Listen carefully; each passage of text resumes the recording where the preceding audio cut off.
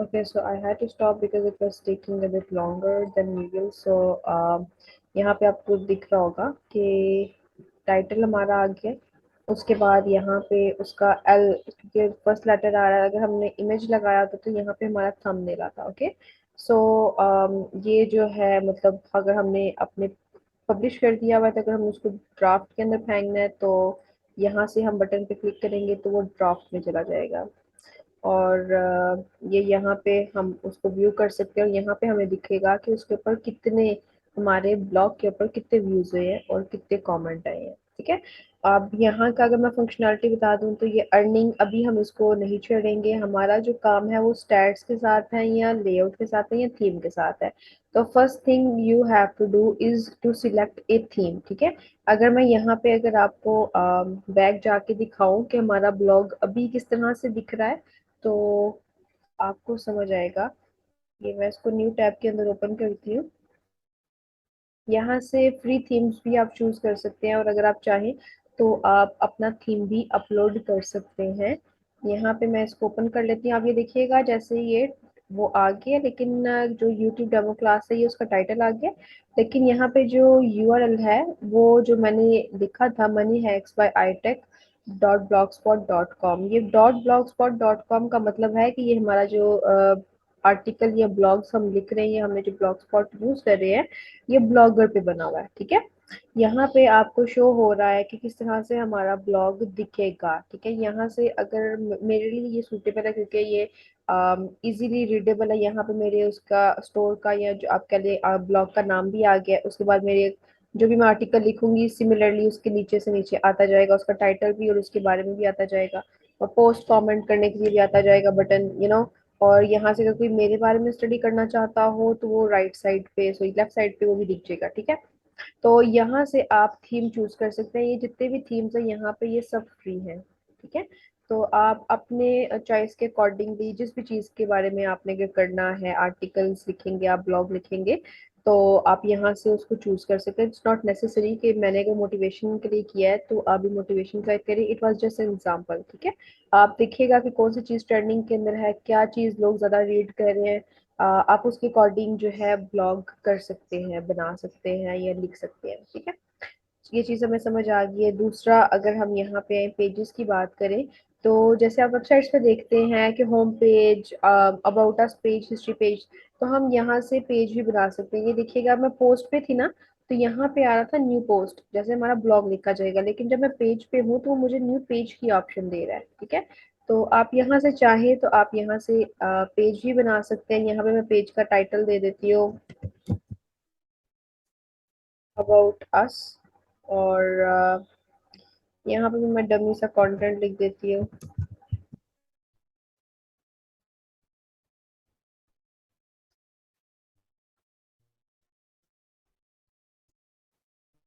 आप अपने हिसाब से यहाँ पे कंटेंट लिख लीजिएगा और मैं कमेंट्स को लो कर देती हूँ, इसको कर देती हूँ पब्लिश,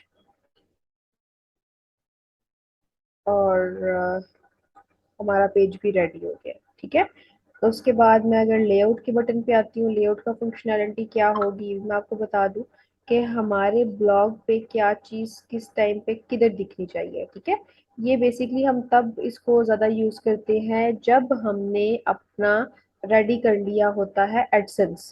ठीक है, एडसेंस कैसे बनाना है ये हमारे नेक्स्ट ट्यूटोरियल के अंदर हम देखेंगे।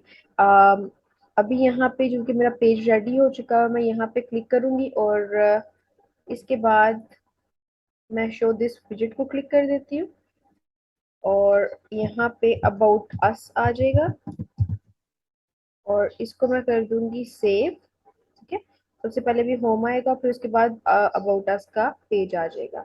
ठीक है, यहाँ पे आप देखिएगा जैसे वहां पे मेरी इधर दिख रहा था अबाउट अस वाला आ रहा था, मेरी प्रोफाइल दिख रही थी।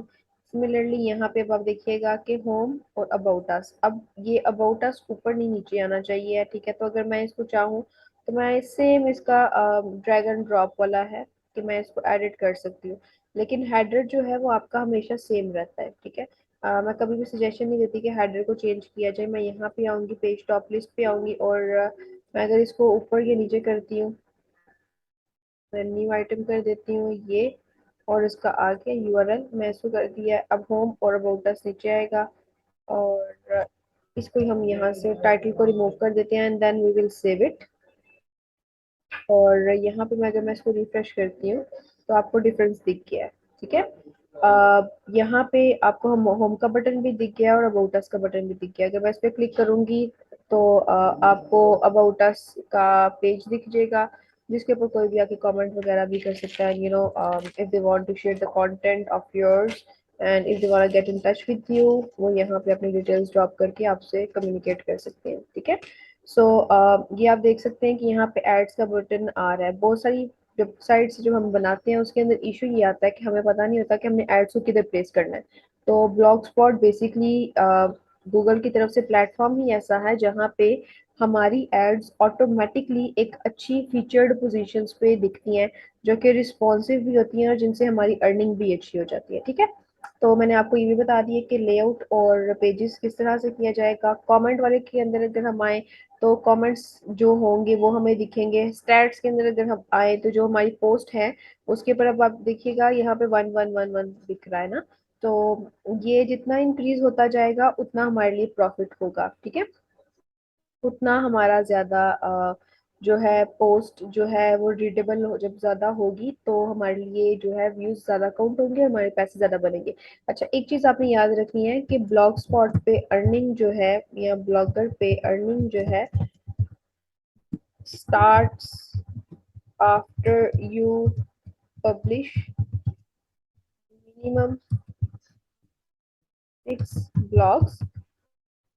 आप जब 6 ब्लॉग्स पोस्ट कर लेते हैं उसके बाद आपकी अर्निंग स्टार्ट होती है। ठीक है, और ईच ब्लॉग लेंथ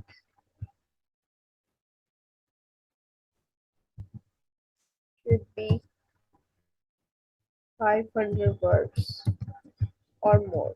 ठीक है, इससे इससे कम नहीं होने चाहिए। जो मिनिमम एक जो ब्लॉग होगा वो लाइक 500 वर्ड्स उसके अंदर होने चाहिए। ठीक है, तो आप इजीली इसको कर सकते हैं, काउंट कर सकते हैं। जैसे हमने गूगल पे आके आर्टिकल स्पिनर लिखा था, आप यहाँ पे वर्ड्स काउंट भी लिख सकते हैं। ठीक है, यहाँ पे मैं भी करके दिखा देती हूँ।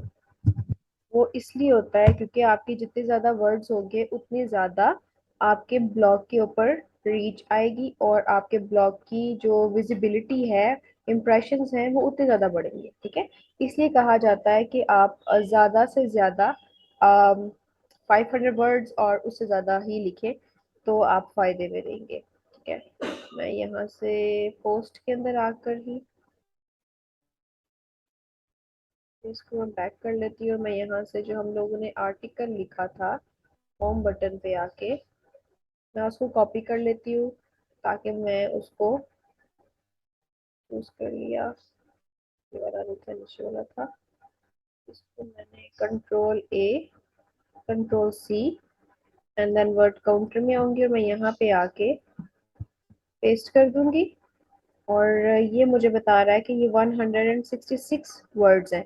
मैं करेक्टर्स की बात नहीं कर रही, मैंने वर्ड्स की बात की थी। तो ये जो वर्ड्स है मैक्सिमम सॉरी मिनिमम जो है 500 होने चाहिए, मैक्सिमम ये 1000 तक भी हो सकते हैं। ठीक है, रिकमेंडेबल ये है कि 500 टू 800 तक की रेंज के अंदर आपका आर्टिकल हो, उसके ऊपर व्यूज ज्यादा से ज्यादा आएंगे। ठीक है, तो आपने इन चीज़ों को माइंड में रखना है और जैसे ही आपका ये हो जाए देन हम यहाँ पे आके एडसेंस का अकाउंट बनाएंगे। ठीक है, आज के ट्यूटोरियल में इतना ही था।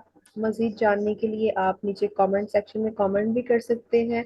और अगर आपको वीडियो अच्छी लगे, समझ आए, तो चैनल को लाइक और सब्सक्राइब ज़रूर करिएगा। और इंशाल्लाह हम मिलते हैं नेक्स्ट ट्यूटोरियल के अंदर जिसके अंदर हम अपने एडसेंस को क्रिएट करेंगे और कनेक्ट करेंगे लाइव क्लास के अंदर ब्लॉगर के साथ।